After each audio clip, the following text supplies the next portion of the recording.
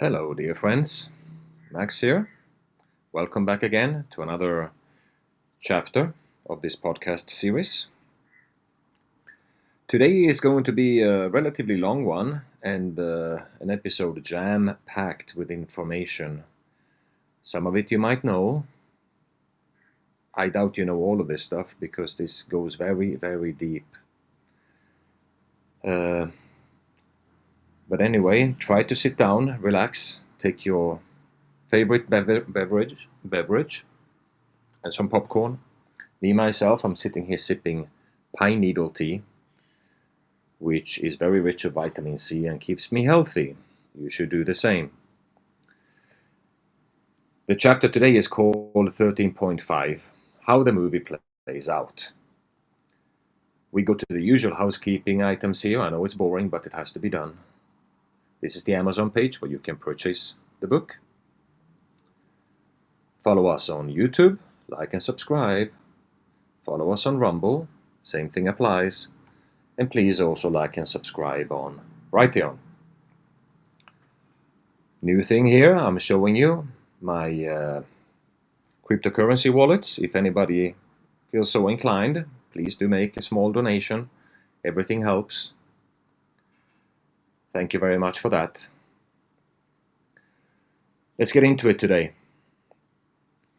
The 2020 American federal election was the largest voter fraud ever perpetrated in human history, and the media covered it up completely.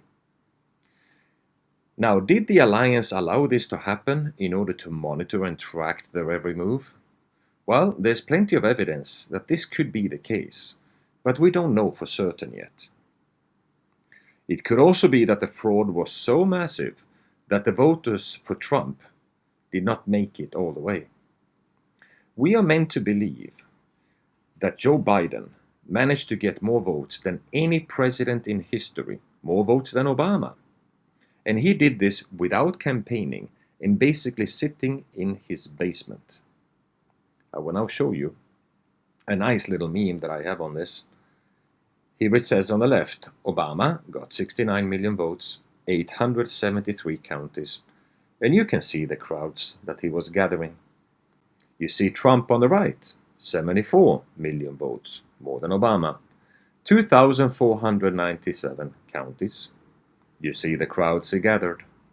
In the middle, we have Biden, 81 million votes and 477 counties. And the crowd he gathered were grandmas and grandpas in the backyard. The fraud is unbelievable. How they could pull this off is just beyond me. Now, the contention, obviously, is that the election was stolen. There is no doubt about this. And the repercussions of this treasonous act are obviously enormous. The counting of mail-in ballots took weeks instead of the constitutionally legislated standard procedure that calls for a result the same evening. Now, this was during COVID, obviously, during lockdowns. Mail-in ballots were abundant and they were printed almost as much as fiat currency almost. It was absolutely ridiculous.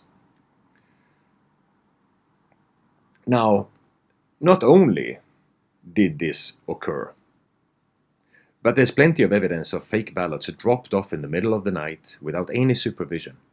Supervisors kicked out of counting rooms, ballot machines connected to the internet, which is against the law, by the way, and a laundry list of other things that I will not even get into.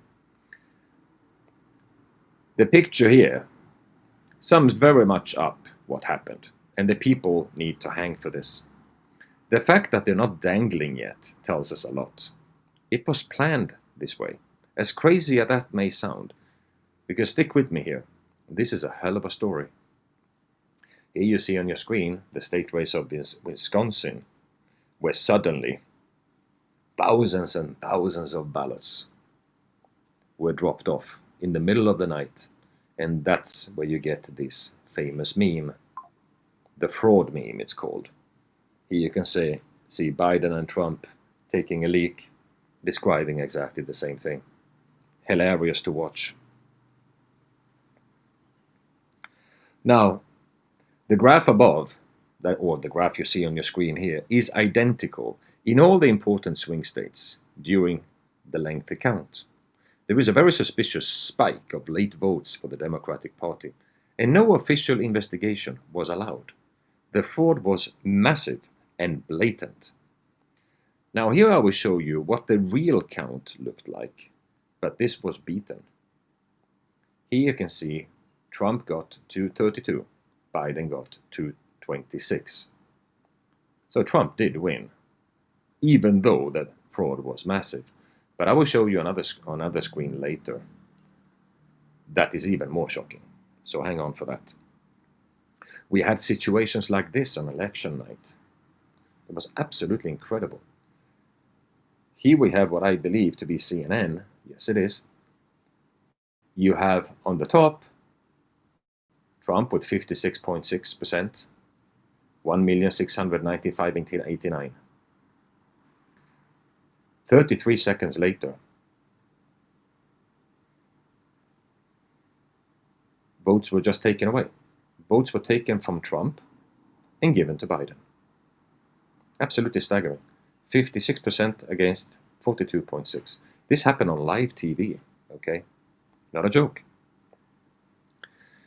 Now here's what I will show you now what the count looked like in Germany, where the Zeital servers that collected all the votes were located. Now I will not even get into trying to explain why the voter servers were in Germany in the first place, because obviously they shouldn't be, but I digress. Now, you know who else was there in Frankfurt, Germany that day? CIA Director Gina Haspel. Rumor has it that the Alliance Special Forces raided the CIA safe house that night, took the servers, and a gunfight ensued. Haspel was shot. You can see here that from Wikipedia, she was in office from May 21st, 2018 until January 20th, 2021.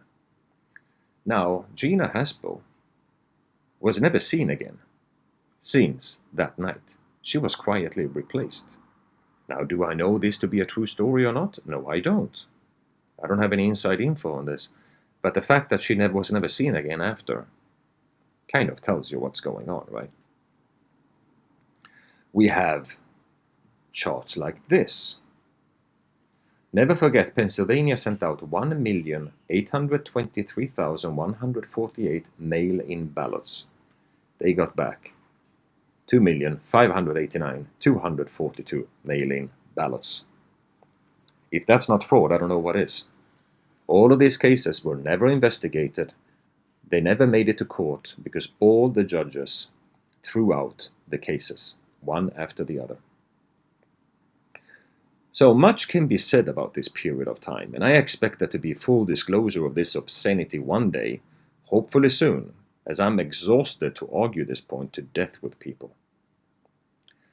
Now, what is required to make a great movie, as the title of this chapter entails? Well, you need great actors. It just so happened that in Trump's cabinet there was a character that was very much involved with movie productions. He was appointed to Treasury Secretary, and his name was Steve Mnuchin. A very strange fit for a Treasury Secretary if there ever was one. Why was he there? A very strange appointment indeed. Let me show it to you. It says here, Steve Mnuchin, down in the bottom, that after he left Goldman Sachs in 2002, he worked for and founded several hedge funds and launched Dune Entertainment, a film production company that financed several films for 20th Century Fox. Okay, so he's a movie producer, and is also the Treasury Secretary, which is really, really weird. Now, the Q plan appears to have consisted in various parts. I'll tell you here. Stage 1. Eliminate and replace all the bad actors with the military tribunals that we discussed before. This included the top players such as the Rothschilds, Rockefellers, and other satanic controllers that had their finger on the button, so to speak. Once they were gone, the minions were rudderless and scared.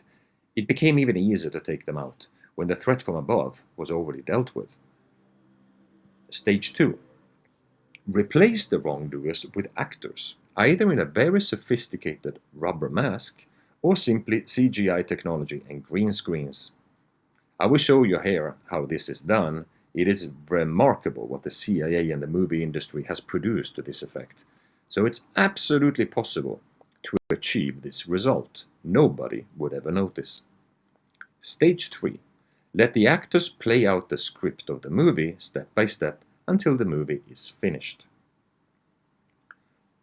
Many of the players would have taken a deal that goes something like this. We know what you did, we have the evidence, and you will be executed. Play your role in the movie, and you will only get a life sentence. Others maybe would be released at the end if enough critical information was provided and their crimes were not related to trafficking, child abuse, or satanic activities. There's no deal for that. Some of them, once their role was played out, simply caught COVID and passed, retired into the darkness, or died of causes that differ greatly. It is said that Queen Elizabeth agreed to cooperate if she was allowed to pass away gracefully with her honor intact. This has indeed happened. Her son Charles is a very different story. There will be no deals for him, that's for sure. I'll show you here, and you can think back in the previous years if this actually happened or not. I've seen this many times. It says here, soon you will hear about a certain high-profile people, celebrities, politicians, executive elites, billionaires, having COVID. Here are some code words to look out for. Self-quarantined means under house arrest, either under federal agent guards or ankle bracelet. You remember all these elites that were walking around suddenly with moon boots on them? No Name McCain was one of them. And he even changed the leg from left to right or vice versa, which is really weird. Many of these elites were caught with these moon boots on them as if they broke a leg or strained an ankle or something like that. There was a period of time, some 6 months, when everybody was running around with these boots. Second one, self-quarantine, CV exposure, detained and being questioned by authorities. Okay. Tested negative for COVID, no confession, so they're going to trial after worldwide mass arrest. If convicted, their reputation and legacy will be destroyed. Tested positive for COVID, they confessed and taking a deal. Their execution will be out of the public eye. Execution will be portrayed as a suicide or some sort of accidental death. Their reputation and legacy will be preserved. Pay very close attention to these code words in the media. And I saw a lot of this. So did you probably. And this is what I believe happened. It makes sense. Now Biden, just like No Name McCain and Bush, were executed a long time ago. So were many other players, like supposedly Bill Gates, George Soros, Klaus Schwab, some royals. The list is very long. If you look at the number of royals abdicating, high-profile figures retiring, now you know why. They have left this realm. Just to show you a little example here of how this is done, I'll show you a picture here of Bill and Melinda Gates. The top picture is an old official picture from back in the day.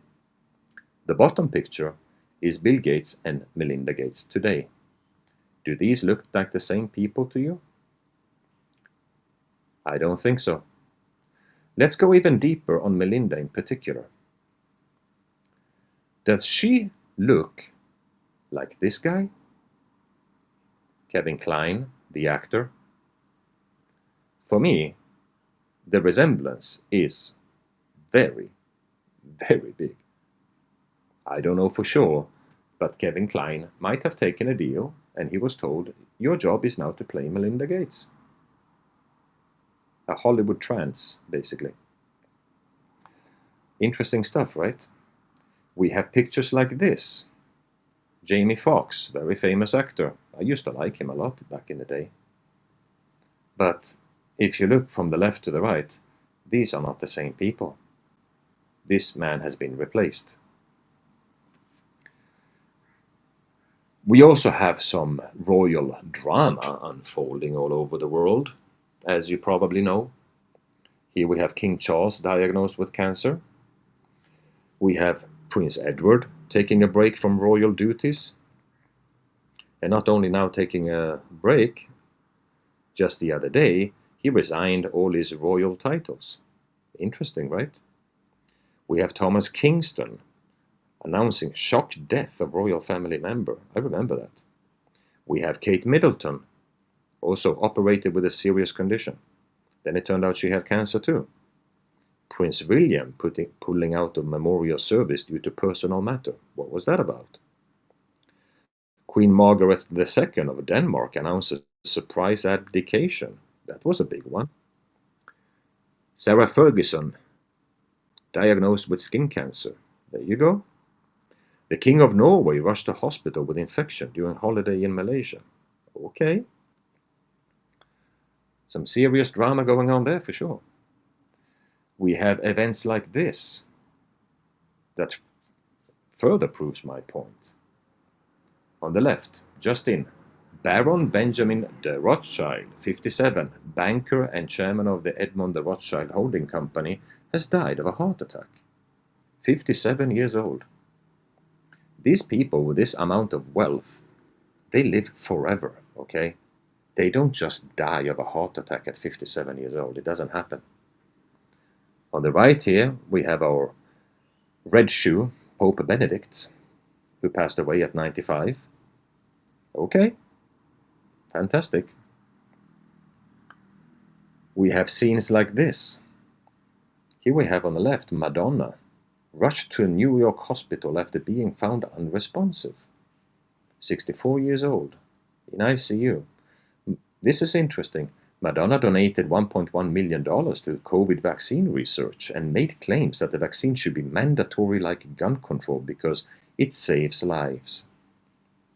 Well, I call BS on that. We have the passing of our dear Henry Kissinger, one of the most evil person to ever walk this realm. He was taken out too. He was 100 years old. 100 years old. We have things like this from the Prince House of Liechtenstein that Prince Constantine has passed away, December 5, 2023, leaving behind his wife and his kids. Now, this is obviously a Khazarian mafia member. He passed away, they don't say that here, at the age of 51. Here we have a big one for you. Joseph Robinette Biden. I actually verified this by myself, and I would love for somebody who lives close to Arlington Cemetery to look at the memorial ID on this screen and go and find this tombstone. Here it says, death, 17th of January, 2020, Guantanamo, Cuba. Isn't that interesting? Isn't that interesting? So he was executed at Guantanamo Bay, just like everybody said. Are we starting to see a pattern emerging here? It did for me a long time ago. These cannot be coincidences. These are not people who just walk away from this power, and they certainly do not die young. What about the Clintons? Let me show you here a picture of Hillary and Bill. Did she shrink? No, she did not. This is an actor, obviously. She is long gone. It's fascinating what can be found on the internet, you know. Internet lasts forever. They can't hide it. But this is remarkable.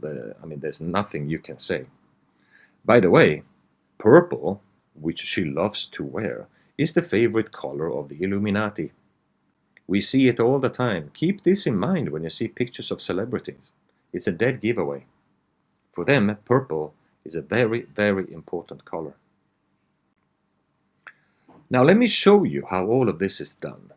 We can begin with green screens, which is obviously a favorite of the Hollywood industry. Never believe anything that you see on a screen. They can do anything these days. So let me play you this short clip so that you get some context to what I'm saying here. Here we go.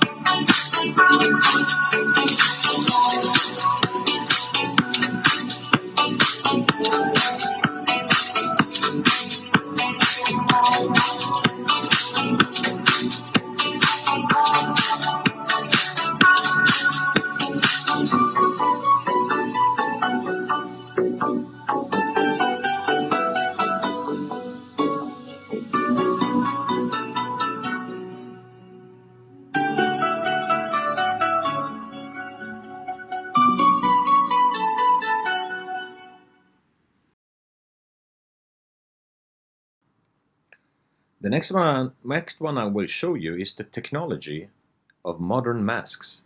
This little video here comes out of Germany. Remarkable stuff. Achso. Ja. Muss ich wieder sortieren. einen guten Splatterfilm machen heute Abend hier. Ja, wir könnten noch. Lass mich doch einmal hier rechts. Guck mal in die Kamera.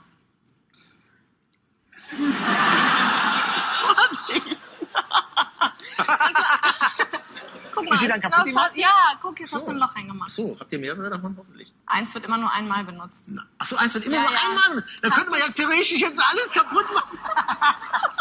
Also, pass auf, es ist viel authentischer. Nein, pass auf, nimm die Nase, sonst Wenn geht jetzt- meine echte Haut mit runter. Ja, Ja, das ist Prothesenkleber, das kannst du nicht Das einfach sieht so... aber schon aus wie ein Schmiss hier. Guck mal. Grünchen. Das ist kaputt gemacht. Nimm es auf.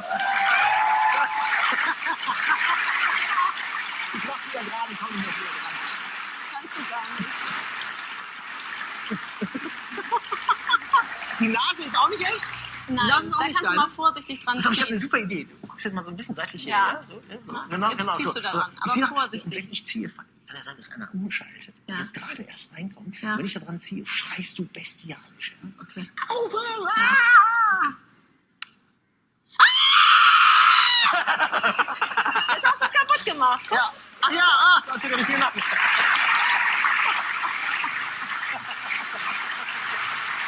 Ich will nicht nach Hause gehen. Nein! Ja. Da soll ich nach Hause gehen. Schreien um Schreien.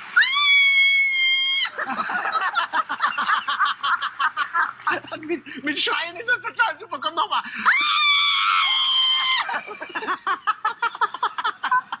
So, es kommt noch dicker. Ab Montag. In Sat 1 immer 20:15 Uhr. Ich glaube, es wird ein Erfolg. Kann man jetzt schon sagen. Toll. Ja, das Ja. ist großartig. Komm, schnell zum Arzt. Wolke Regenbad, meine Damen und Herren.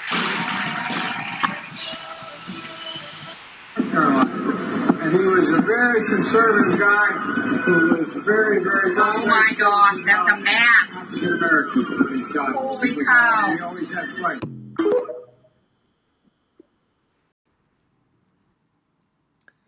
Pretty interesting, right? You could have people walking into your home and you wouldn't even notice that that is not the same person.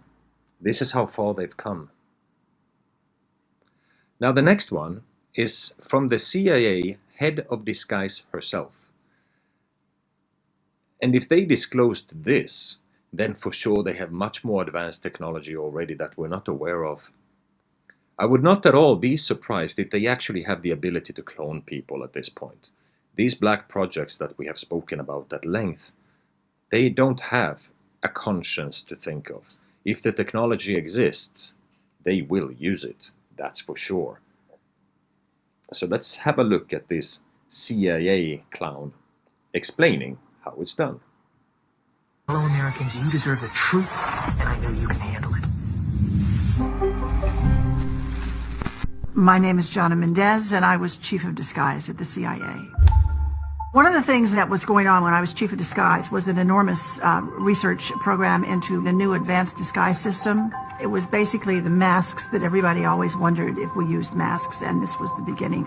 This is a series of photographs of when I met George H.W. Bush in the Oval Office and revealed to him that I was briefing him wearing a mask.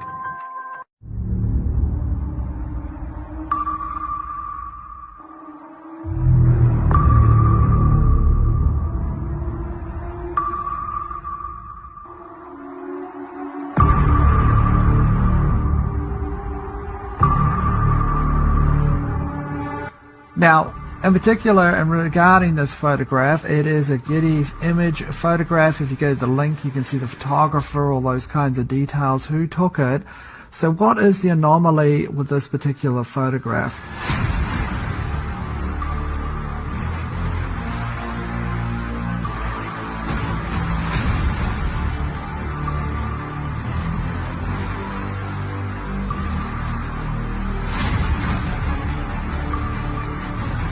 Do you have any people paid by the CIA who are working for television networks?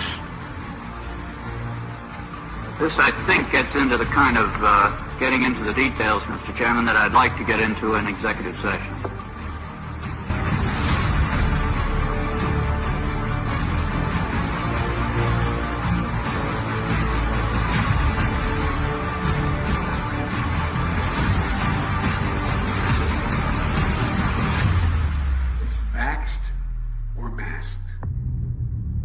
It was a big challenge to come up with something that finally actually animated and worked to really fool a person, but we did. They learned the art. We actually brought Hollywood back into our labs at one point to look at what we had done, and they were stunned. They're absolutely stunned. Congratulations. My husband was Tony Mendez, and he was played by Ben Affleck in the movie called Argo. Aliens and robots? Yes, sir. You're telling me that there is a movie company in Hollywood right now that is funded by the CIA? Yes, sir. Are there many actors in Hollywood who also moonlight as agents, do you think? I think there are probably quite a few, yes. I think probably Hollywood is full of CIA agents, and we just don't know it. And I wouldn't be surprised at all to discover that, this was extremely common. Tony, they didn't mention it in the movie, but Tony had deep connections to Hollywood, to the tradespeople out in LA that did a lot of things we were interested in doing. Special effects people, makeup people. Tony was chief of disguise 10 years before I was chief of disguise. And so he passed on some of his expertise to me. But he had a particular interest in the magic industry out in LA. Not so much the magicians on the stage, but the people that were working behind the scenes to make that magic happen. So we went to LA and we posed some questions to them. We said, we have a problem. We're looking for novel solutions. Well, LA did have some ideas, of course. That's what they do for a living. They introduced us to a new concept. They said, what you are calling an operation, we call a performance. That's what we do. We put on performances. And before we start working on that performance, we have to define the stage that the performance is going to take place on. Then you have to know who your audience is, who are you playing to, who are you trying to fool. Once you assemble those two pieces, you can pretty much choose the time and choose the place and simply overwhelm them with your performance. Then they showed us some tools that they used. The one that really caught our eye is what's called a stunt double mask. You all know how they're used. When the movie star is so famous or so good looking that they can't risk damaging him, we liked the idea of stunt double masks. They're quick on, they're quick off, they dramatically change your appearance, and we started using them and found them to be valuable to our operations. But that audience piece of it did not allow you to get close enough to one of those masks before the illusion fell apart and you saw it was a mask. So we went back to our disguise labs out at Langley and we invented a whole new genre of masks. Masks that are so good, that are so realistic, that you can actually get up close and have a personal contact with someone for an extended period of time. They're good enough that you can brief the President of the United States in the Oval Office wearing a mask. And he isn't sure if it's you or if it's someone else. Those masks were the beginning of a whole new generation of work that we did at the CIA. Once we could make these masks that fit you so well, then we discovered we could make a twin. We could make another you. There could be two of you. We could actually make 5 or 6 of you, but usually one extra was all we needed. We will respond accordingly. God bless you all, and may God protect our troops. But that's only the tip of the iceberg. As longtime CIA lawyer John Rizzo tells it, the relationship between the spy agency and La La Land is quite cozy. In his new book, Company Men, Rizzo says that actors, producers, and other movie-making power players were always happy to help out the CIA in any way they could. You work for the very enemy you thought you were fighting. It's impossible. Then tell me why you've never been to Langley. You've been lied to. All lower-level agents have been lied to. I am trying to help you here.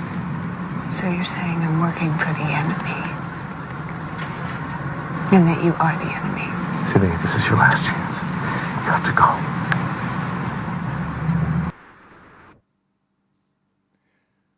Interesting.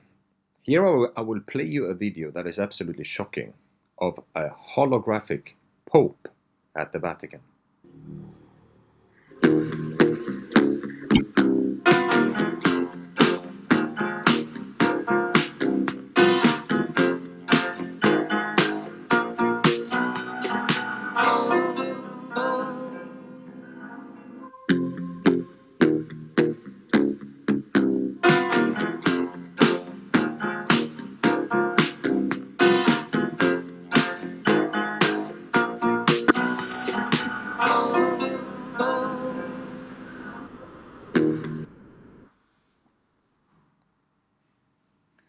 Yes, this actually happened. Some idiot turned off the hologram too early and he just disappeared into thin air. This actually happened and it's a real video. So what do we make of this? Nothing. It is highly possible that everything we're seeing on our screens is not real. And that's what I'm trying to demonstrate to you here. I'll give you another example of absolute fakery with this image here. Biden's Oval Room. Several times we've seen press conferences in other places than the White House. I doubt he's ever been there, to be honest. I will show you a video later. It's all a movie set. On the top picture on your screen here, you see lights in the windows. Well, you see that because those are studio lights. Look at the picture below. We can move on and look into analyze the Biden situation a little bit further. The question here is, who is this guy? Here we have on the left, Joe Biden and Netanyahu are both 6 feet tall. Do you see what I see? That looks like a taller Biden, doesn't it? On the right we have another one. In centimeters this time. One is 1.83, one is 1.84. So something here clearly went very wrong. We go even deeper. Here's a picture of Biden in 1987 with a big amount of hair loss, I would say. Then we have him in 2007. And then we have Biden number 3 in 2019. Is anybody supposed to believe that this is the same man? He's actually getting younger as time progresses somehow. Absolutely remarkable. But let's go even deeper. Let's look at his face, his nose, his ear. There you have old Biden and new Biden.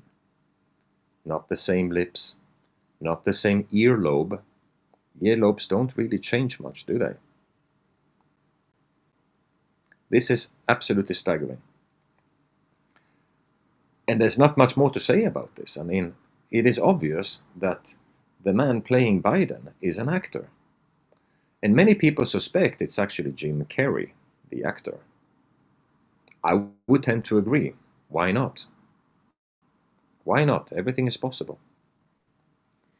Now, I don't need to explain to you that this is not the same guy. It's absurd to suggest otherwise. Now, he received a lot of help to manage his role. Some of it blatantly obvious for those with eyes to see. So now I will go through a few more videos for you here. I will show you what happened on the day of Biden's inauguration in 2020. I'll play you a video right here.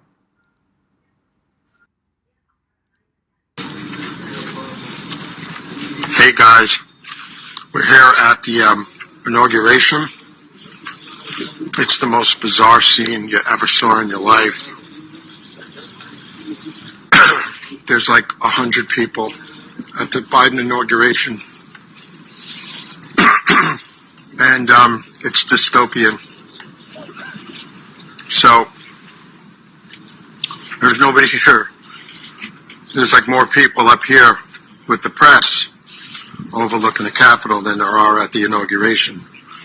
We're here with Fox News and CNN, and this guy Eric is great from TBN. He's a Middle East correspondent. Really great coverage. Conservative. So, again, it's freezing here. It's like 25 degrees. It's snowing. Kamala Harris and Amy Klobuchar just spoke. There are more people at the West Palm Beach airport waiting for Trump than there are here at the inauguration. Truly an incredible time in our history. I've been to past inaugurations for W and Trump. There were 500,000 to 1 million people at each event, and even Obama got close to probably 700,000 or something like that. It's eerie. It's the first time Biden got thousands of people to his event, but they're all National Guardsmen who are forced to be here. There is no security threat down here. It's just a lie.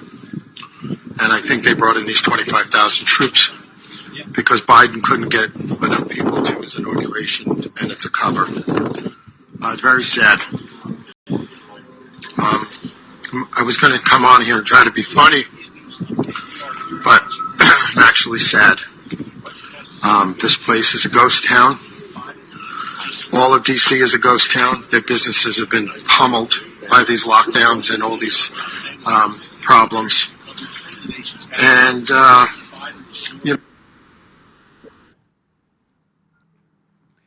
Yes, that was Biden's fake inauguration. There was nobody there. There is even evidence proving that what we saw on our TV screens was actually pre-recorded, because they did a sloppy job at that as well. So nothing is what it seems, guys. I will now move on and play you back-to-back several videos by my good friend Dave over at News Treason Channel 17. We have seen him before in previous chapters. He's done a great job pulling all of this together for us, video after video, proof after proof, and I will all play them for you here because he's done all the back job, all the back work, and I will explain to you here now point by point. I will let him explain because he does such a good job at it that it makes my life much easier. So thank you, Dave, for this. All the credit goes to you. So let's go. Video number 1. I could do an entire show on just this one event.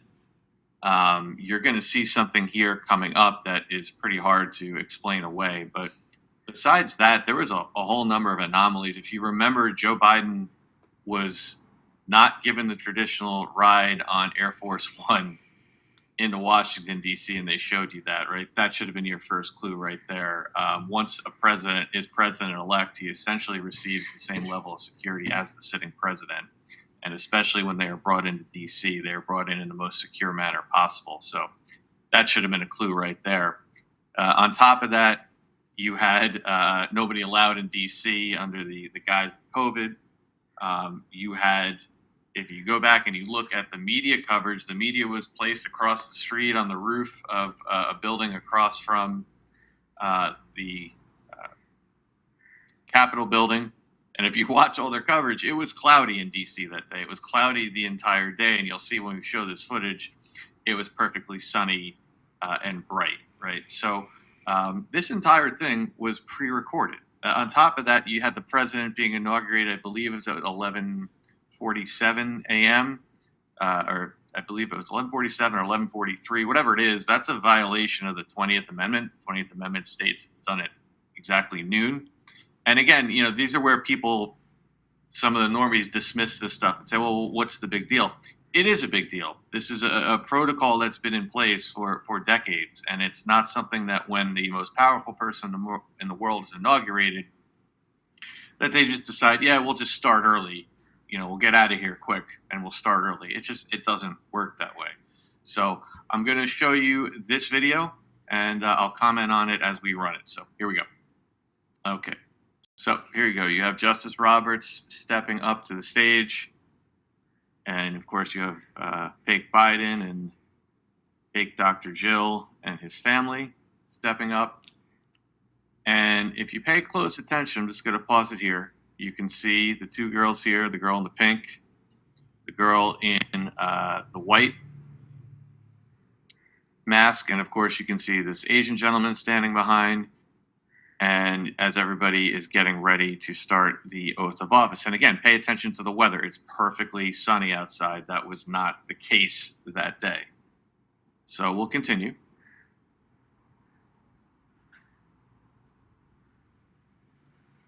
And now you're going to see as Biden raises his hand, you can see, again, look at the girl in white standing behind him. Now, look at the camera angle change, right?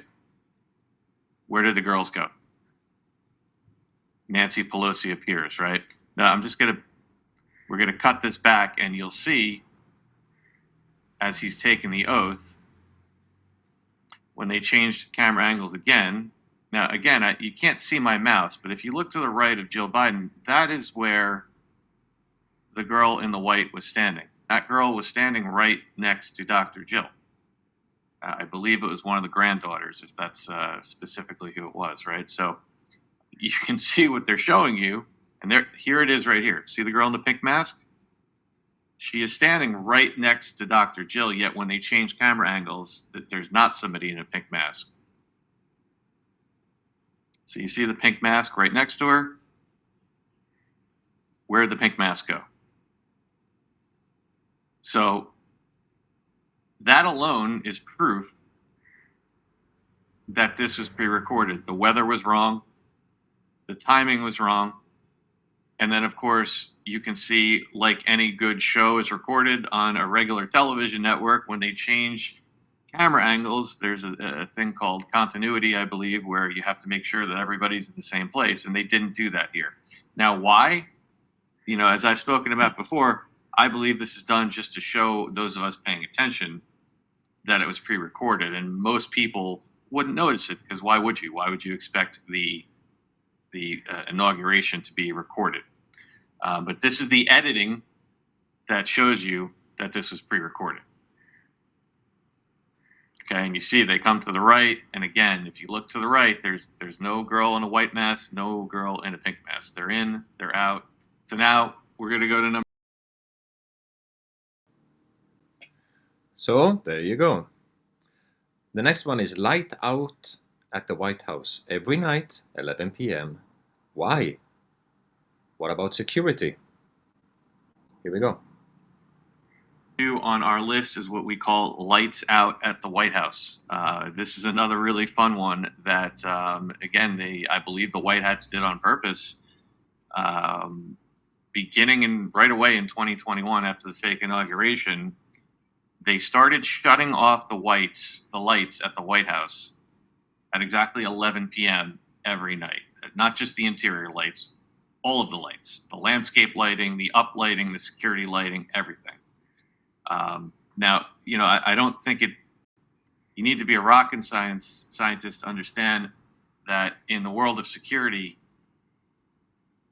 the most simplistic thing you can do in a house, in a building, in anything is lighting at night, right? Lighting deters people from coming up. They're going to be seen, you know, common sense. This is something that's never happened before to the White House.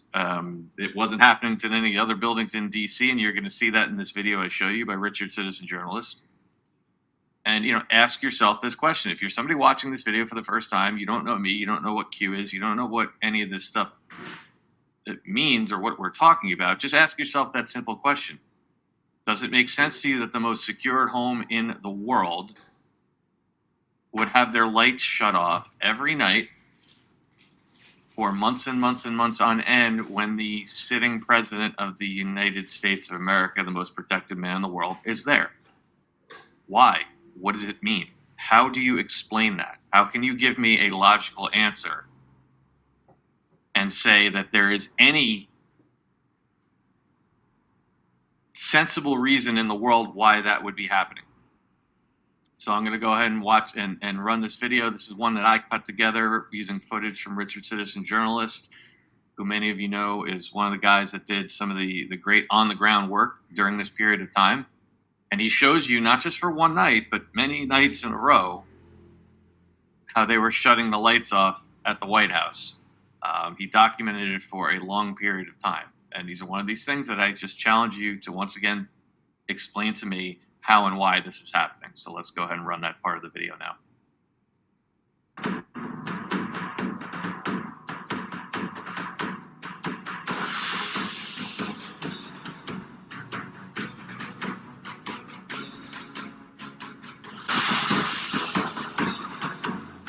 As long as 11, a minute before 11, this is the White House. Right, Lafayette Park. Left is Lips. Left of the camera is the Washington Monument and the Lincoln. I'm just trying to catch. Oh, there you go. So it just went dark, guys. Okay, it's 9:45 on January 27th p.m. and this is the White House. It is lit up. The lights are on, but what I'll tell you about it is,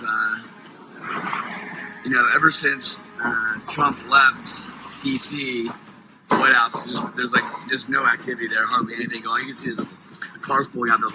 It's around 11:50 on January 30th, and just to show you, that's the Lincoln over there, lit up as usual.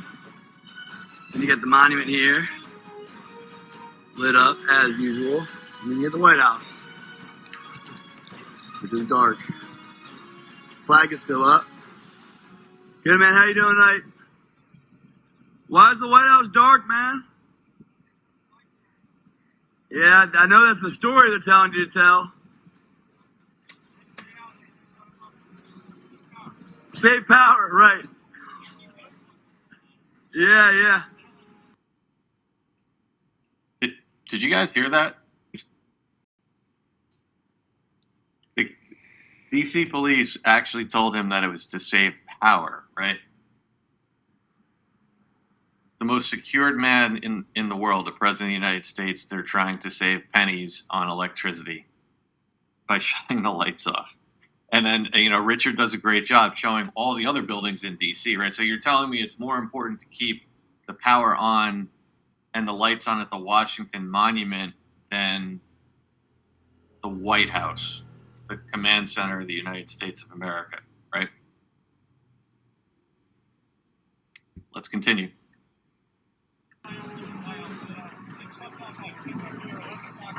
I've lived here my whole life, and it's never been dark like this. Well, someone's lying. It's not me. You too, man.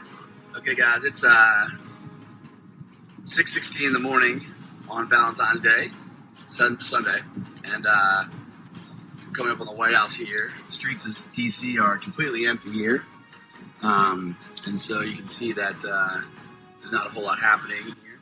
Real quick, this is the other thing I want to point out to people. Pay attention here, because the other thing Richard did is he made this drive at 11 o'clock at night and like 6 in the morning for months on end in 2021. And the other thing, pay attention to the times. I know the sound's a little low, but pay attention to the times, because he's showing you very often 5, 6 o'clock in the morning, which any of you that live in a major city like DC or New York or Boston or LA knows that like rush hour starts at like 5 in the morning. And so, we're going to get to the military occupying DC a little bit later. But remember, this is after the 30,000 troops came in and occupied DC for 2 months. So not only were they shutting off the lights at the White House, but there was no one in DC. There's nobody commuting in. Where did the people go? Point number three, and our proof number 3, if you will, that you're watching a movie, bear with me, is what we call CGI Joe. Here is another one of those wink and nods, I believe, from the military, showing us that, once again, what you're seeing is not real. Up is down, left is right. And the reason I point this one out is what you're about to see in this video is a number of times over especially the first few months that Joe Biden was optically in office, you could see different periods where his hands disappeared through microphones, where his head was cut off, very obvious CGI mistakes. And I call them mistakes in air quotes because this is the United States military we're talking about that's staging this entire thing. And, if you think the military doesn't have the technology to make seamless CGI, of course they do. This is yet another one of those bread pieces of proof, or breadcrumbs like we call them, that were really put out there for the anons, the truthers, the ones really paying attention, so that we would ask questions and we could really start to connect the dots like we are in this video, and you put one after another together. And realistically, the only logical conclusion you can reach is that what we've been watching for these last 3 years is complete theater. And we all know that. We all know that because Donald Trump is the commander-in-chief by laws and orders, and that's a different discussion for a different time. So let's take a look at this video that I put together that I titled The CGI President. And you're going to see some interesting things that, once again, can only be explained by the use of CGI, of computer-generated imaging, to make it look like Joe Biden is speaking to the press at the White House, to make him look like he is somewhere where he is not. So here we go, the CGI president, point number 3 in our Looking Back series.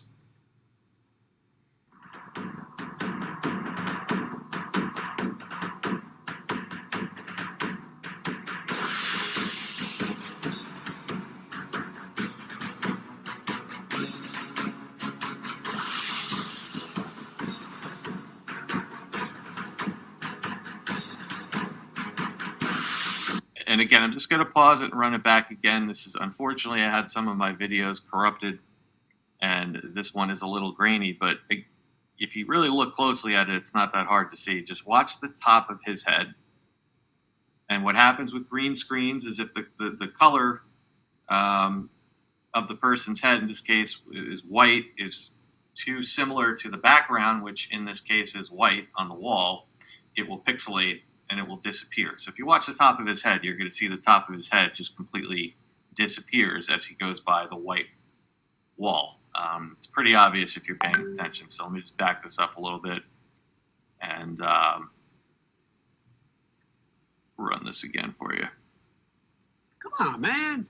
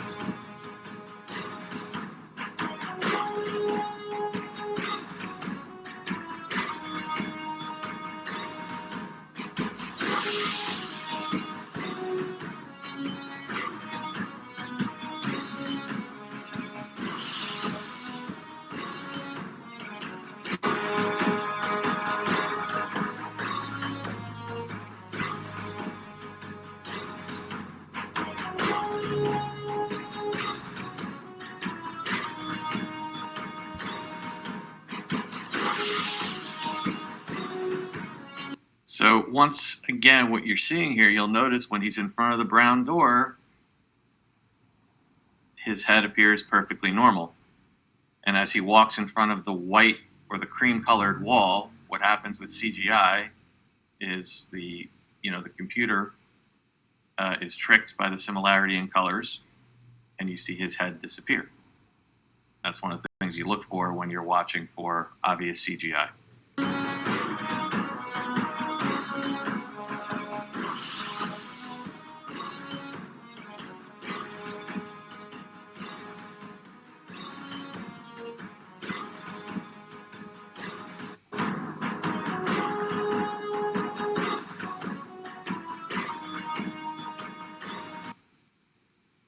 Now, this one is another one that got a lot of press. So for those of you that are going to watch this and say that I edited this, again, go do some research. You'll find this out there.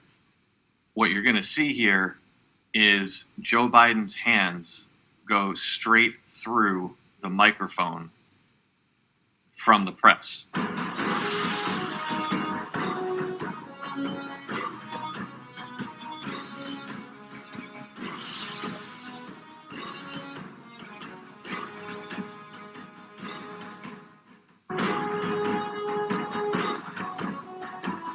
Everybody catch that?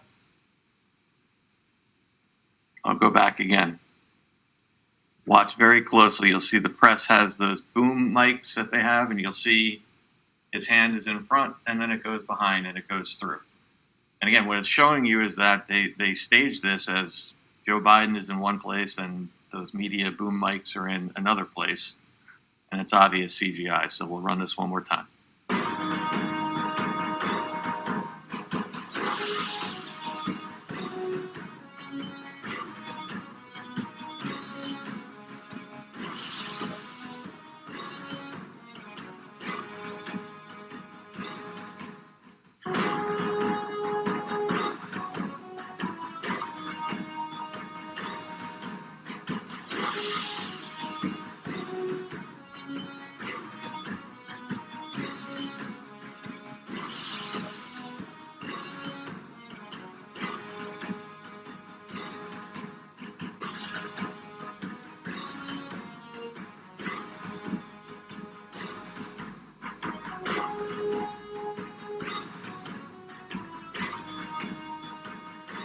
Now you're going to see more of the same. You're going to see the top of his head as it goes from the darker background to the lighter background, the sky. You're going to see the top of his head pixelate because they're using a green screen to make this effect, to make it look like he's walking on the lawn of the White House when he really isn't, because he's an actor.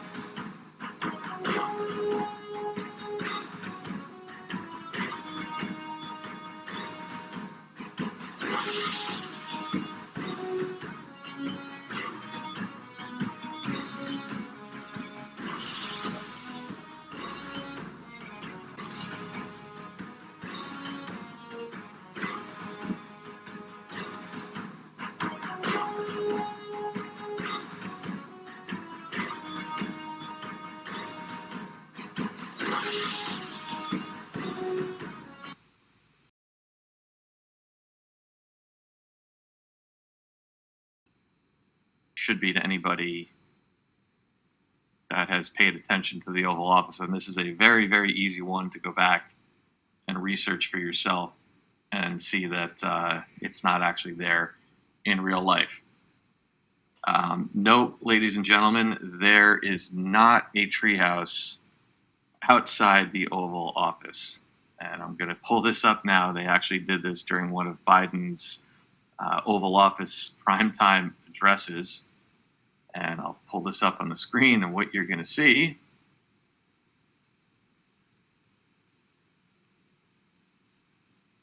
so if you look over his right shoulder, what do you see outside the window of the White House?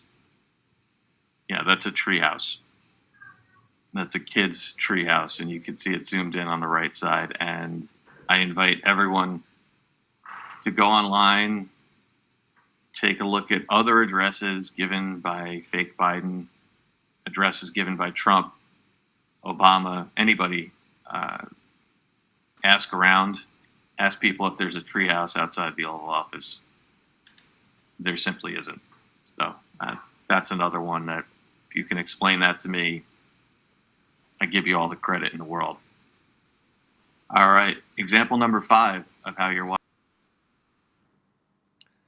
What I'm about to show you now is one of the best proofs of all, so pay close attention to what it says here. The presidential motorcade makes you really wonder who is in fact the President of the United States. This is absurd. Check this out. Examples that I think even some of the normies are starting to question is, as the years have gone on, and especially as we've gotten into 2023 with all the different Trump arrests and trials, you've been the White House been revealing more and more and more that Donald Trump is the one who has the presidential motorcade. Now, I've seen so many people on X and other places try to explain this away. They say, oh, the tax dollars are being wasted on Trump. No, they're not, because that's not how it works, right? The tax dollars provide an ex-president with generally 2 to 3 Secret Service agents and 1 or 2 vehicles.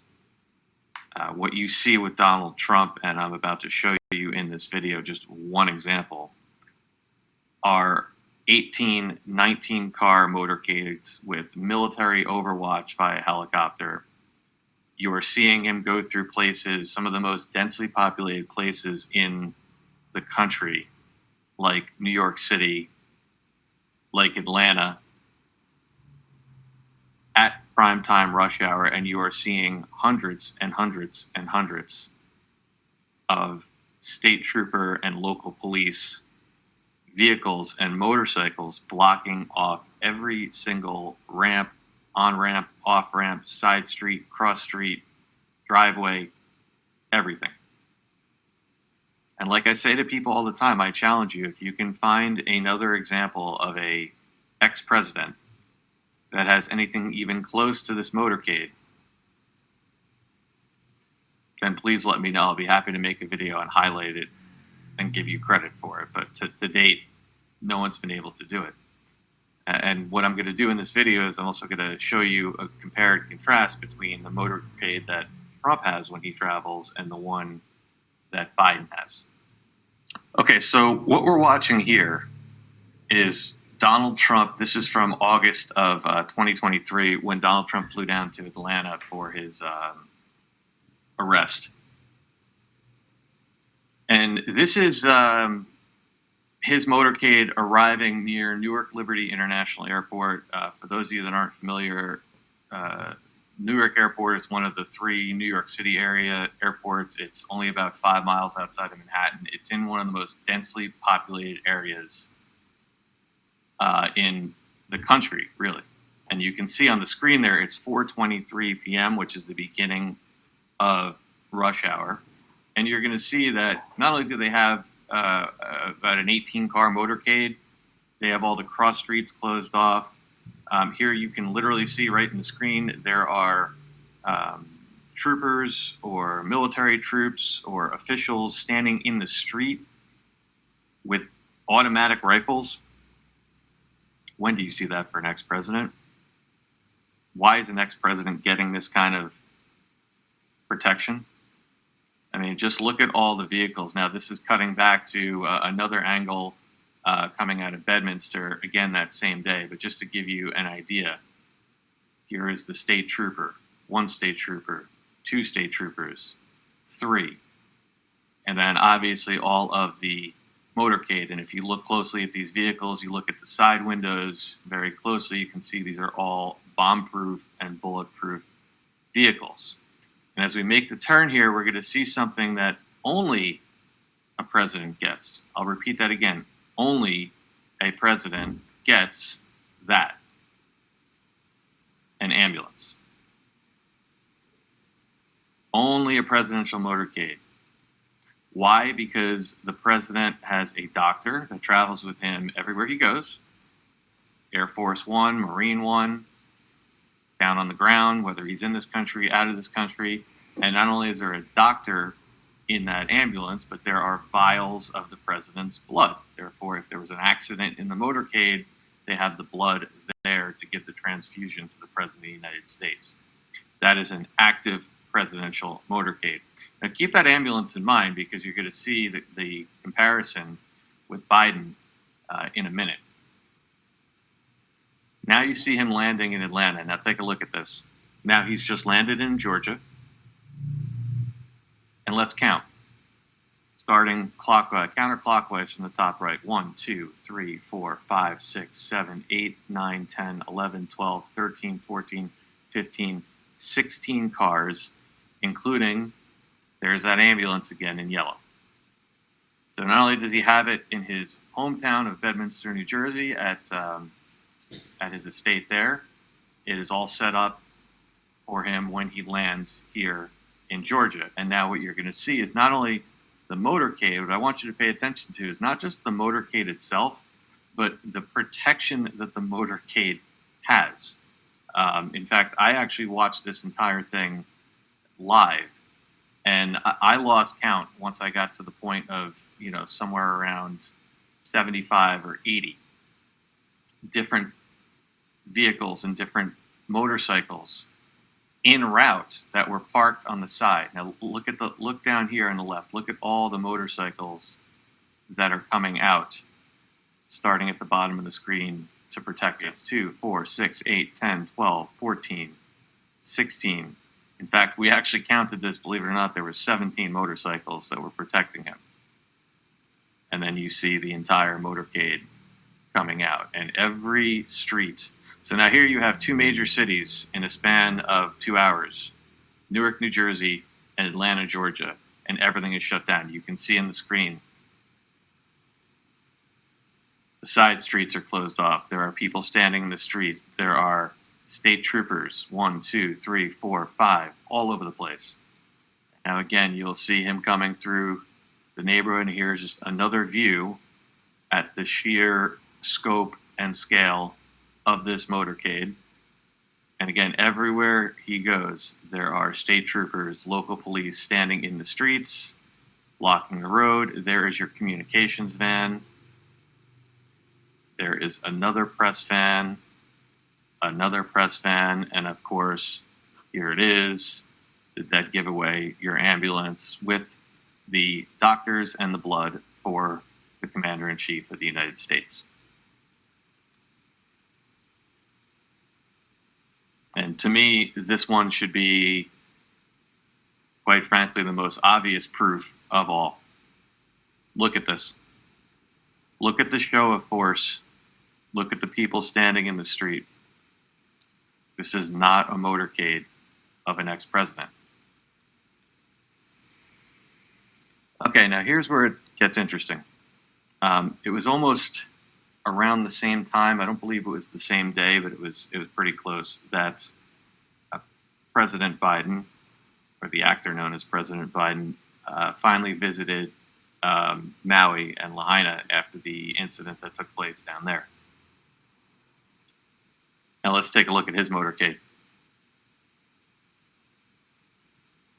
So far we have no motorcycles leading the way. We have, looks like, one police car. Excuse me, two police cars.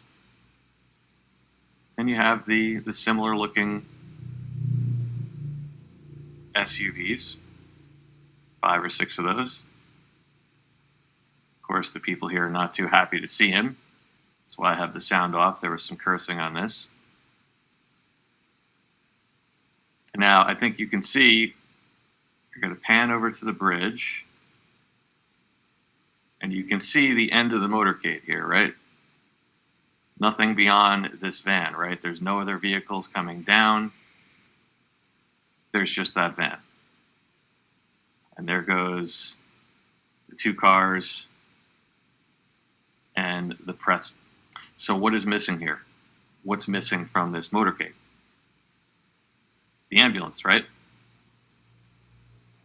Now you can try to give me every reason possible why there isn't an ambulance here. You can say it's because he's traveling. You can say because he's in Maui after a disaster. I mean, you can say whatever you'd like, but that's just simply not true.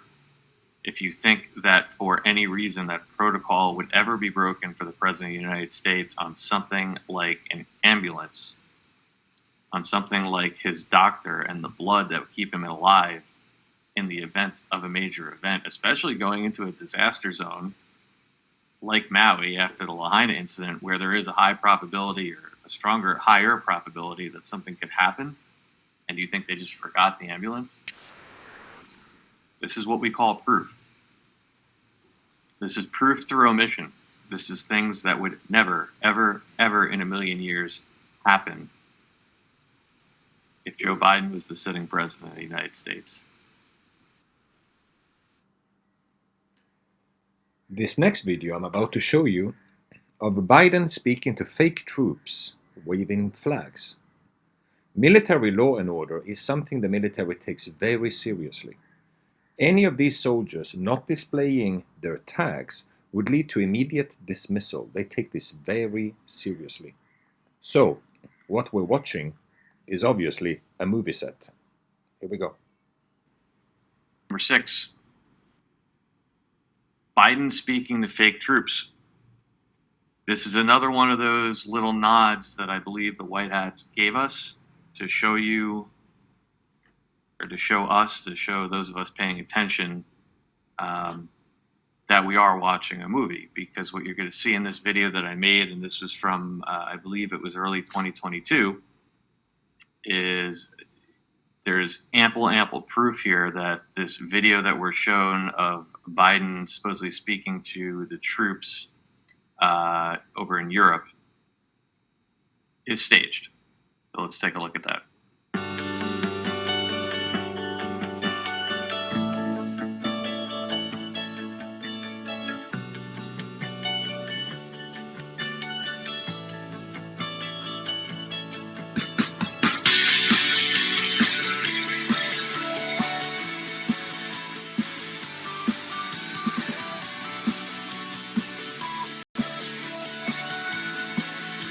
So the first thing I'm pointing out here is, if you look very closely and zoom in, that many of the troops that you see here are missing the proper name tags and patches that they are supposed to have on their uniforms, and the video is going to go on to show you exactly what that's supposed to look like.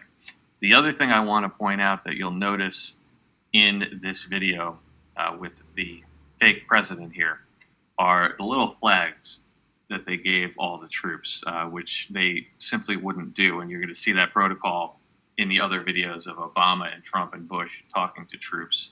And the reason they do that, it's a trick of the mind, right? By giving people flags and they're waving the flags, your eyes get drawn to those flags and you don't pay attention to the other details in the video, like the fact that the uniforms aren't right, that they aren't standing in the right formation, that the different masks they're wearing, all the different anomalies, but especially the uniforms, you don't notice as much because your eyes get tricked by those flags. And of course, you'll see when you see other presidents speaking, they don't give active military flags to sit there and wave. They're to stand at attention and with respect for the president. They wouldn't be sitting there waving these little flags. So.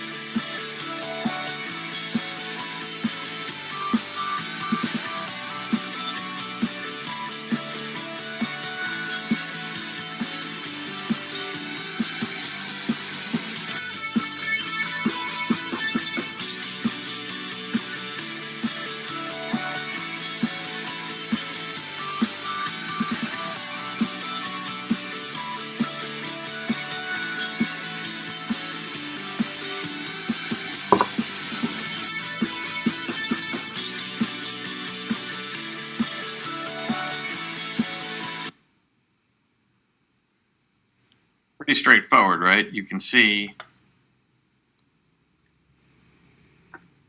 what they're supposed to have on their military uniforms. The different name patches, the branch over the left breast, the name over the right breast, the flag on the right sleeve. And yeah, if you zoom in on that, you'll see there are some patches on those uniforms. But again, when we get to the next piece of this video and you see what it's supposed to look like, it's going to jump out at you right away how different the fake Biden speech and the troops there look from what you would normally see.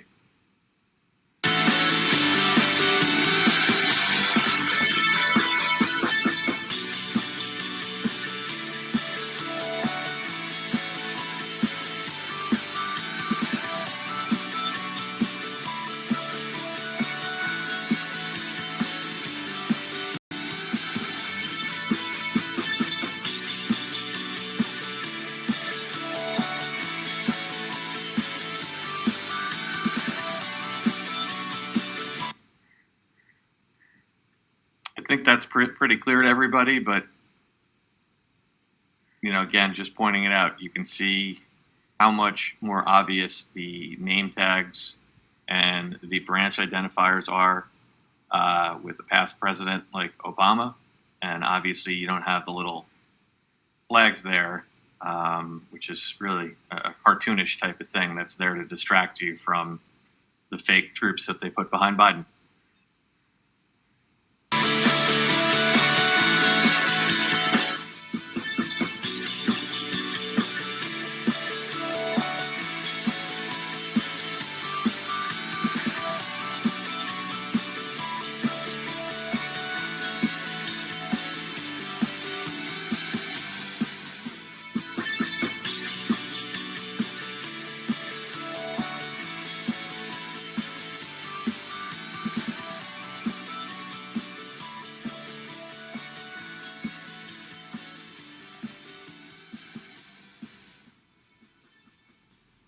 So there you have it. That was fake Biden speaking to fake troops.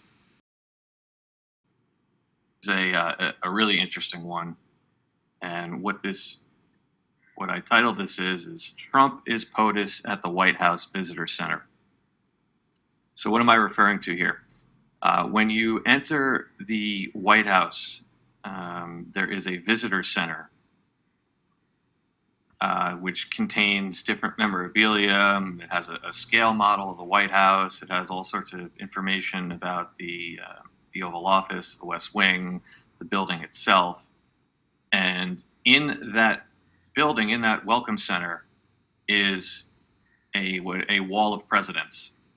And what it is, it's a giant glass backlit wall with each president that's occupied the White House, and underneath it, it'll show the years that they were presidents. So obviously for, President Bush, it would say 2000 to 2008, Obama 2008 to 2015, et cetera, et cetera. This video that I'm showing you is from December of 2022. And for those of you keeping score at home, that is just about 2 years from the time in which fake Biden was inaugurated. And what was happening is after they reopened the White House Visitor Center after not having tours or anything for a very long time, people started to notice that Donald Trump was still listed as the last president on the wall of presidents. Not only was he listed as the president, but it said 2017 through, and it didn't have an ending date, meaning he's still the president. And you know who was not on the wall of presidents? Joseph Robinette Biden.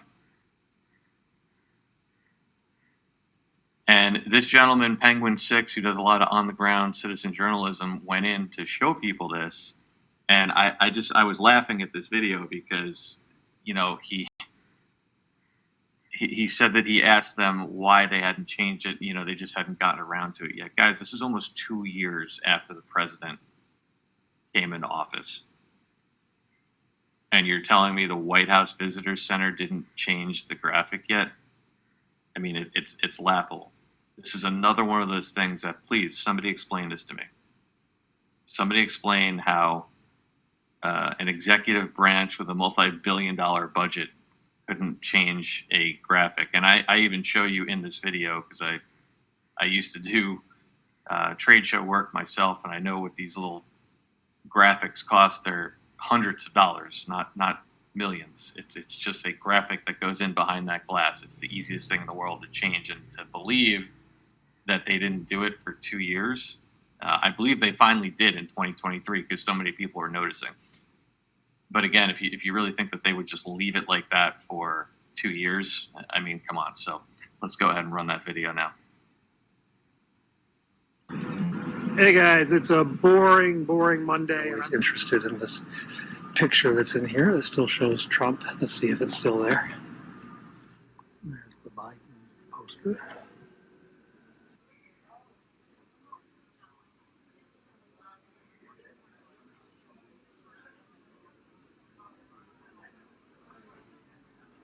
There's the big poster in back. Yep, no change.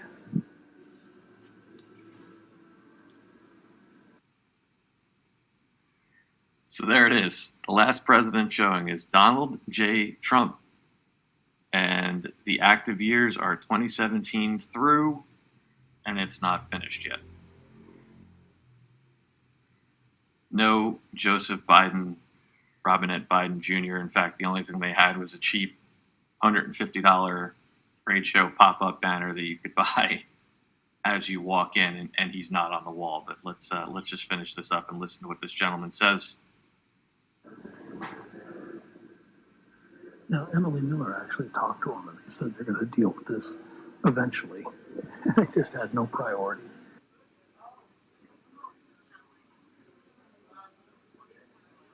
Because they have to reprint this whole giant piece of paper. So if you could hear what he said as he spoke to somebody named Emily, and that it hasn't been a priority for them to reprint that whole thing. 2 years after inauguration at the White House Visitor Center. Okay, and what I'm showing you here is a very similar, what they call a light box display. That's all that is. What that is it's a piece of glass, either with a piece of paper, photo paper in between it that's backlit or stuck onto it. And to reprint an entire sheet like that, there's right there $283.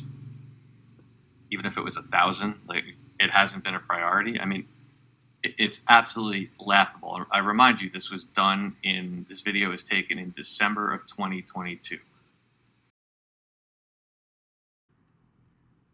Now we're going to move on to number 8. Number 8 on our list of proof that you're watching a movie is Biden getting locked out of the White House. Now, this is going to go back to Inauguration Day. And it's important to repeat that everything that happens, especially on an event like Inauguration Day, is done with absolute military precision. The people that are involved with this are considered to be the finest at whatever it is they do, the finest event planners, the finest musicians, the finest military honor guard, the finest planners, the finest photographers, everything. And it is practiced and planned to a T. And what we were told, and I'm going to play the video from CBS News in a minute, is that after all the pomp and circumstance and the inauguration, that the new president of the United States got to the White House and he just couldn't get in because they forgot to unlock the doors for him. There are the Bidens standing in the cold, waiting to be let into their new home, the White House. Everyone wondered what was going on. Why were the doors shut? Well, now we know. The chief usher who was supposed to open the door was fired. Timothy Harleth was hired by the Trumps in 2017 after he had worked for them at the Trump International Hotel in D.C. But the Bidens reportedly wanted a chief usher with no ties to Trump. So Harleth was fired at 11:30 a.m., just as the inauguration ceremony was getting underway. Finally, the doors open and the Bidens enter 1600 Pennsylvania Avenue.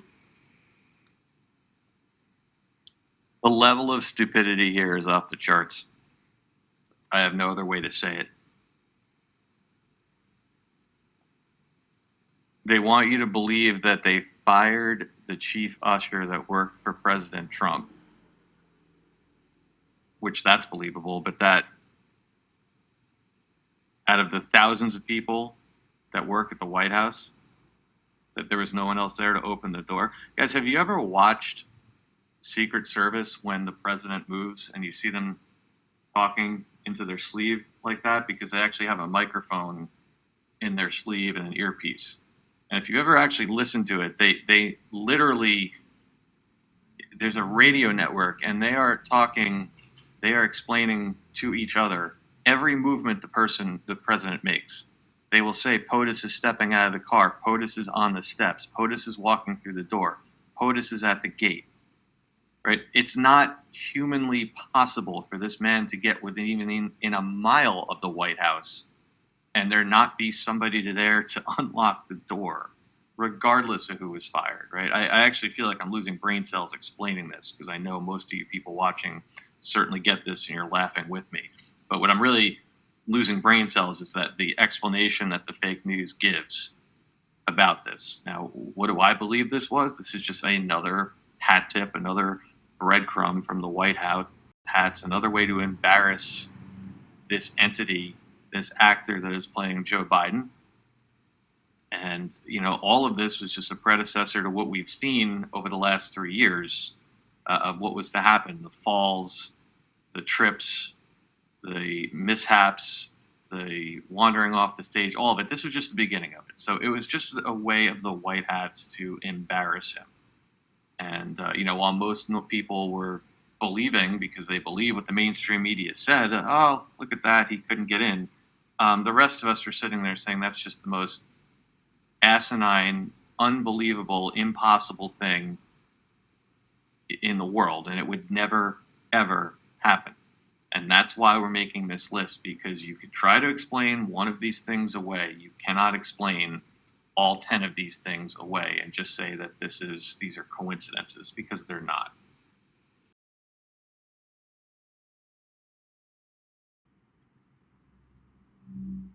The fake Rose Garden ceremony. This is an oldie but a goodie. And this actually took place not too long after the fake inauguration. And at the time,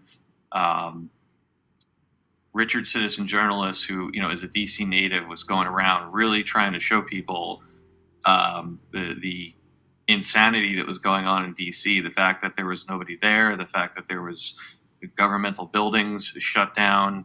And in this case, he actually was able to get a suite in a hotel that overlooks the White House. And what he actually did is he turned on live television of what we were told was a Rose Garden ceremony. And he showed you in real time that there wasn't anybody in the Rose Garden. There wasn't any security at the White House. There weren't any snipers on the roof. That's a dead giveaway. You would never in a million years have a president standing outside in the Rose Garden without snipers on the roof. Actually, it's protocol anytime he's in the building. And he was showing you in real time. And there's many different events like this. You know, I could go through dozens of them, but this was one that I thought Richard did a fantastic job on. I've always been a big fan of his work. I want to give him credit for it. He did so much of the on-ground stuff. And this video especially is going to show you, once again, how what you're watching is a movie and how they were doing staged events for pre-recorded events, events done off-site. Who knows exactly what the details were, but the bottom line was, he's showing you that no snipers on the roof, no movement at the gates. He's looking down at the building, and as they're showing you live on CNN that there's a Rose Garden ceremony, there wasn't. This is 15th Street. Guys, that's the Oval Office right there. They're saying there's people in there right now talking about the relief bill. Look at this. No activity. Nothing. Zero. But they're saying there's a ceremony going on the Rose Garden right now. I don't think there is, guys. They're saying this is live right now.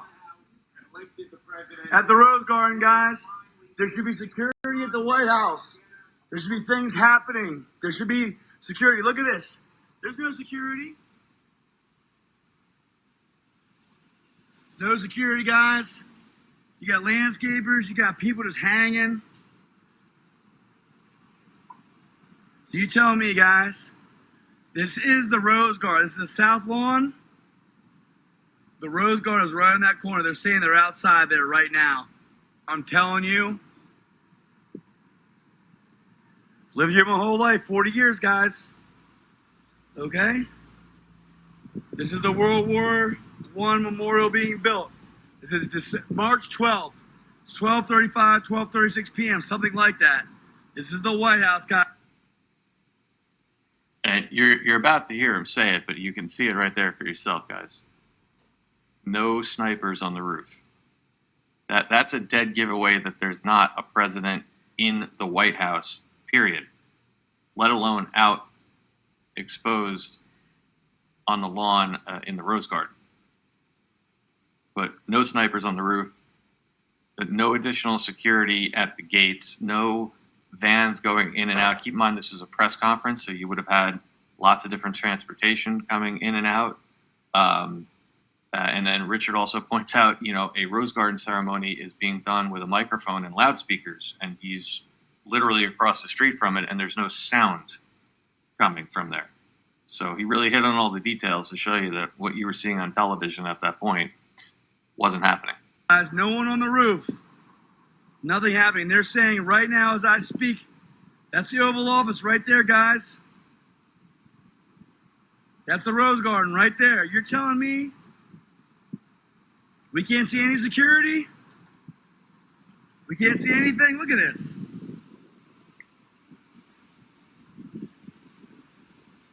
Lollygagging. There's the Rose Garden. That's where they say they are right now. Let me show you again. Climb back into the window. Right here, guys. Here's Nancy. So you're watching in real time with me, guys. You be the judge. Here we go. Great Patriot put us up in this room. So we're seeing what's going on here. So here you go. Washington Monument. Lincoln Memorial. Black Lives Matter Plaza. Rose Garden. Okay, guys, from the camera, from the binoculars, I can see straight to the Oval Office. It's 235, between 235. This is Pennsylvania Avenue. That's the Capitol right there, guys. Right there, Trump Tower. Okay? I'm looking them up with, these are 25 magnification goggles. I don't see a thing, guys. I can see the Oval Office. I can see a piece of the Rose Garden. There's no activity, guys. There's nothing happening. There's nothing happening there. I'm looking through binoculars. I know where I am. I know. And real quick, we keep showing this guy up on the roof because that is something that is standard during a Rose Garden press conference, that they'll usually allow a couple of photographers, usually the White House photographer, up on the roof to take a group shot of everybody. And when you see, if you go back and watch this again, you can see this roof line clearly from the hotel, and there's nobody up there. So again, no snipers, no photographers, no sound, no security at the gates. I think you guys are starting to get the point. You know what I'm doing? There's nothing happening at the White House right now. I'm watching Biden right now on CNN. Can you turn it up a little bit, babe, so you can hear the clapping? So, no, just turn the TV up, please. So we're hearing all this clapping on CNN. I'm close enough to hear the clapping. I can hear a hammer way over there, guys. Hey, guys, it's 2:45 p.m. You got Biden speaking here, okay? Kamala's just speaking, and there's a bunch of clapping. I'm in the earshot of clapping, guys.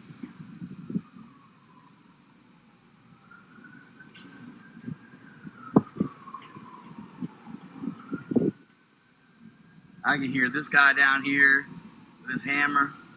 I'm telling you. That's the Oval Office, guys, where you're looking at it.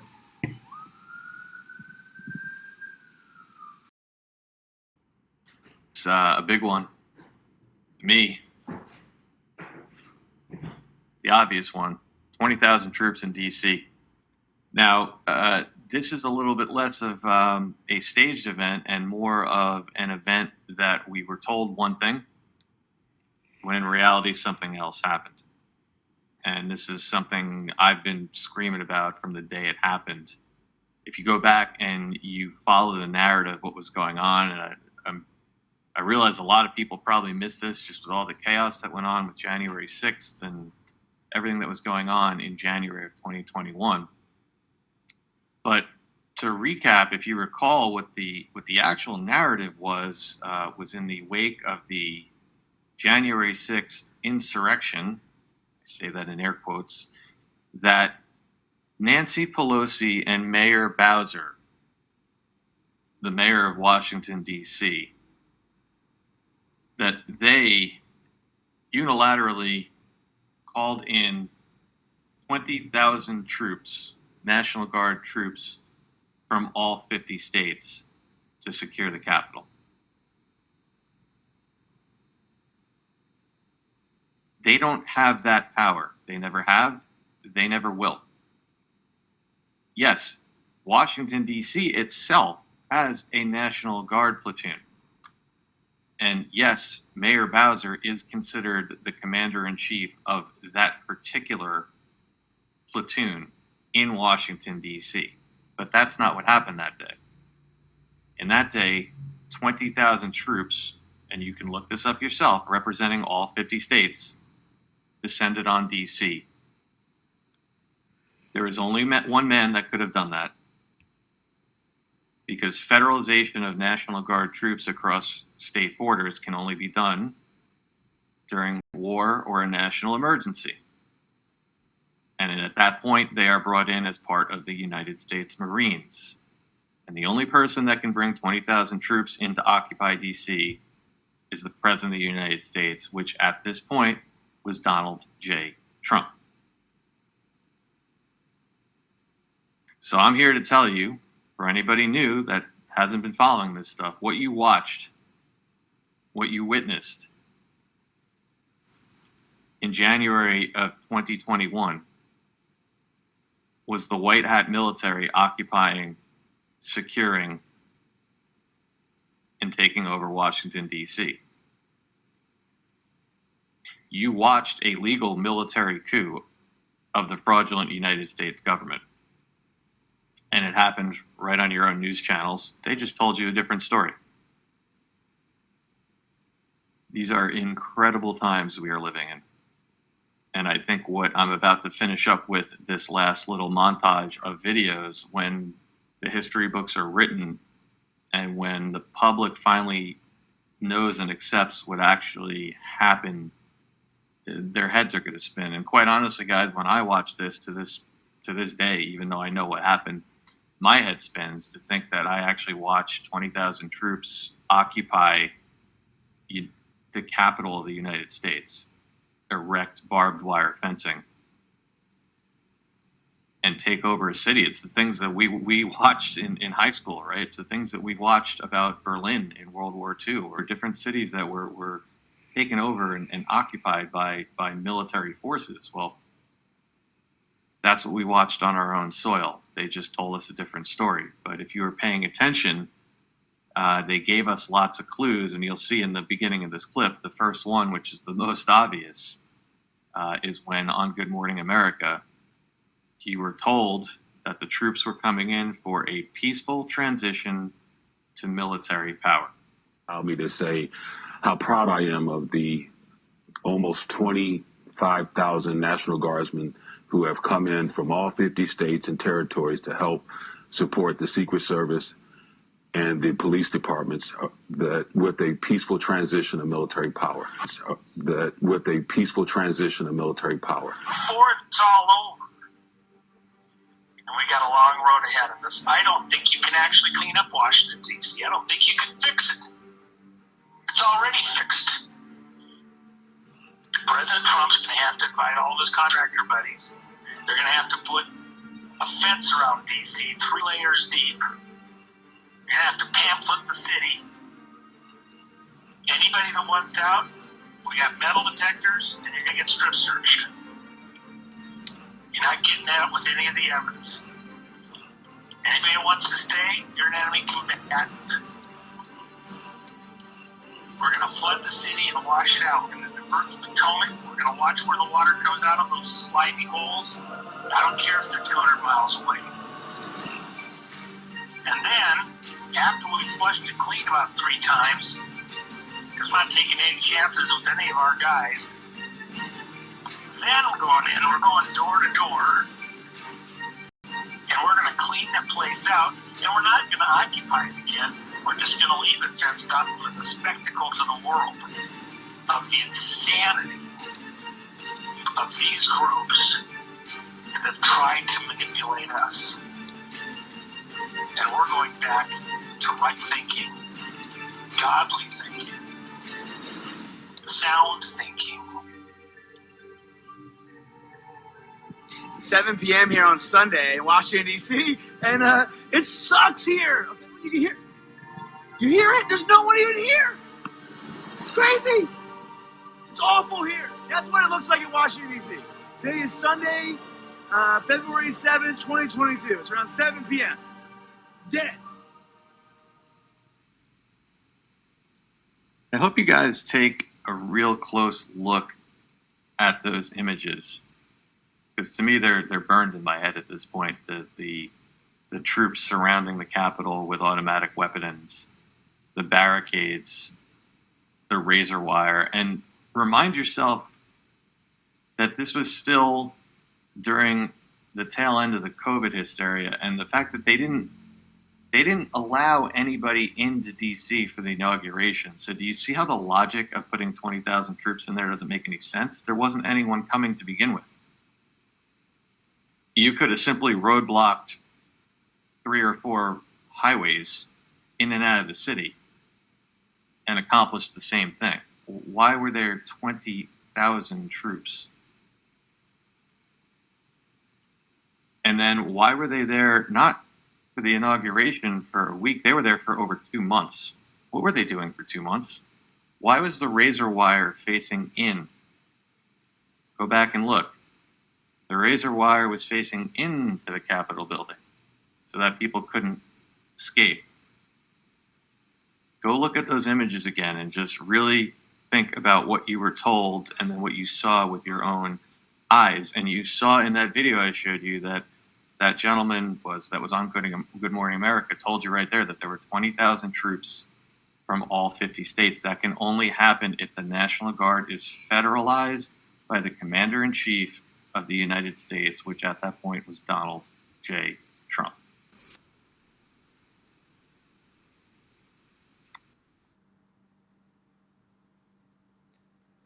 So, we have to thank Dave for this wonderful presentation and for all the work that went behind it. I know it was a lengthy set of videos, but I need you to understand and look at this issue in the proper way, because this is what actually happened. I have to hammer this into your brains that we have been living in a simulation. Okay? And we still are to this day. Now, Q made an interesting post a long time ago when Trump was still in office, actually in the beginning of his presidency. I will show it to you here. I think the war was over already back then. He says, to be blunt, game over, Q, February 17, 2020. I think this was the signal. What we're observing now is just soft disclosure, a sort of vacuum where we don't really know where we are or where we are going. My contention, however, is that it will be over soon, so don't worry. Washington, D.C., which, as I explained previously, is not an American city, and it never recovered from the pandemic and the lockdown. The city was indeed abandoned. There was nobody there. All the government buildings are empty. The subway is running empty. The restaurants are closed down. There's nobody there. How is the government functioning under these conditions? Where there were hundreds of thousands of people working there to keep the country going, right? The Federal Reserve is closed. The IRS is closed. The FBI building closed. What seems to have really happened is the following. Trump signed something called the Insurrection Order, giving him special powers and suspending the actual Constitution. USA has been under martial law since Trump left office. The government is under a system called devolution, meaning that it is running on a skeleton crew. Only the bare essentials are being managed. The military is in control. Trump never resigned the presidency. In fact, he never even conceded to Biden publicly, which is standard procedure. He remained the CIC, Commander-in-Chief of the military, and scholars have agreed that this is possible and legal under emergency circumstances, of which we have discussed at length already. Biden has never once entered the doors of the Pentagon, and he does not possess the famous nuclear football with the supposed nuclear codes. That has never been seen. The protocol with Biden is completely out of the window. There is nothing presidential about any of this if you look closely, like Dave just did and showed you. What is happening, though, during this devolution period is that the swamp is indeed being drained. A lot of prominent figures are being taken down, as we spoke of before. And when the job is done and they have flushed it all, Washington will remain a museum. The capital of the new reconstituted Republic of North America would be moved somewhere else. The Crown-controlled corporation that we spoke of before, the Corporation of the United States, is declared bankrupt, as I have shown you before, but I will show it to you here again, just to prove my point. Here you see on your screen, United States Bankruptcy Court, Northern District of Florida, Tallahassee Division. This is the case number. It is an involuntary Chapter 11. This is in regards of the United States Corporation Company. Page number 2, dated May 4th, 2020. It's clearly indicates a bankrupt United States, signed by Donald J. Trump. So what will come next? We don't know. We hear rumors from different places. We are looking at the news. A lot of things are happening. But if all that I have heard is true, we are in for a renaissance of beauty, freedom, and prosperity for all, and not only for America, but for the world. One of the most compelling arguments that I can make regarding this issue, in the case that what has been described here is not enough, is the fact that Biden has renewed the executive orders that Trump implemented. The two orders I mentioned before, election interference and human abuses or trafficking, these orders are completely contrary to Biden's agenda. He could cancel them at any time. If he is president, he absolutely has the authority to scrap these laws with a strike of a pen at any time. But he has not. Ask yourself why. Joe Biden is a prolific pedophile, an absolute monster of a man. Even his own family members agree and have confirmed this fact. Research Ashley Biden's diary, will you? That's his daughter, and see what she has to say. Now, why would he sign such an order, basically destroying himself and his entire circle of depraved individuals? Voter fraud is the only thing that kept the Democratic Party going for so long. Without that, the entire establishment would disappear. Now, he renewed that order in his presidency, as I will show you here. December 19, 2023. Continuation of the national emergency with respect to serious human rights abuse and corruption. Or, it says here, Executive Order 13818 that we mentioned before, signed by Joe Biden.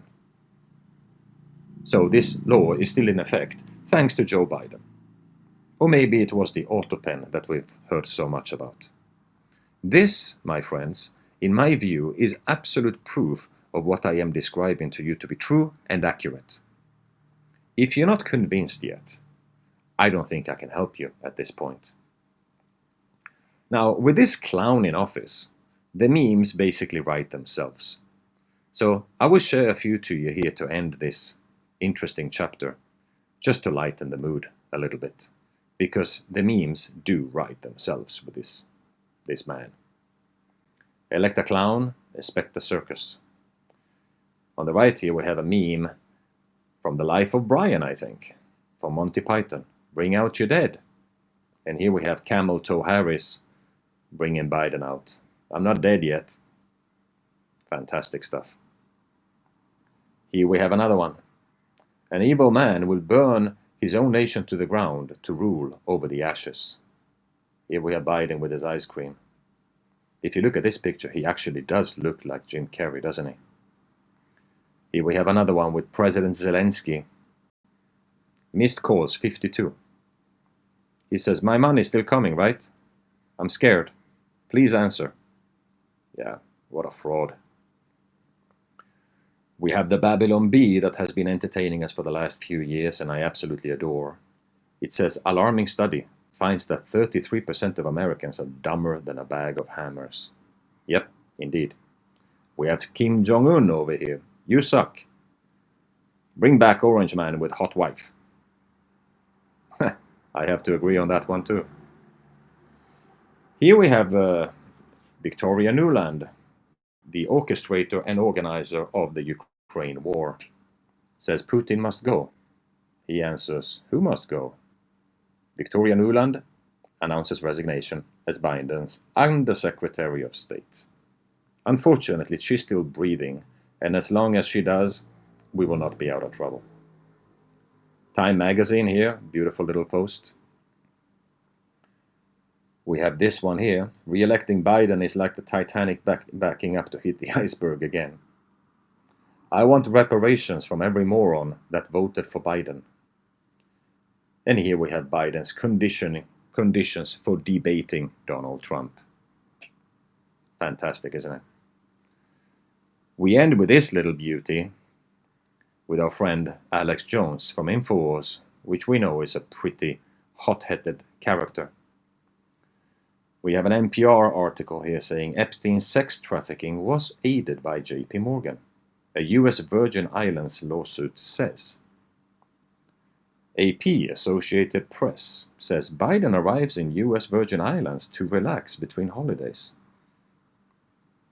Alex is getting anxious. Law and Crime. Virgin Islands Attorney General loses her job days after suing JP Morgan chasing connection with the Jeffrey Epstein probe. And Alex loses it completely. That's what it looks like, folks. Exposure, exposure, exposure. It just gets worse and worse. So I hope you understand my standpoint here and you understand the importance of me telling you all of this and showing it to you in this manner. Because nothing is as it seems, as I have said many times. We will now head into the next chapter, 13.6, where we talk about economic warfare in World War IV. We will go into a detailed explanation of what's actually going on in the markets, gold and silver, cryptocurrencies, the BRICS, and what is actually happening behind the curtain, and all these things that we need to be aware of in order to protect ourselves. So that's all for me today. Sorry for the long time, but it is what it is. So, with that said, max out, and peace to you all.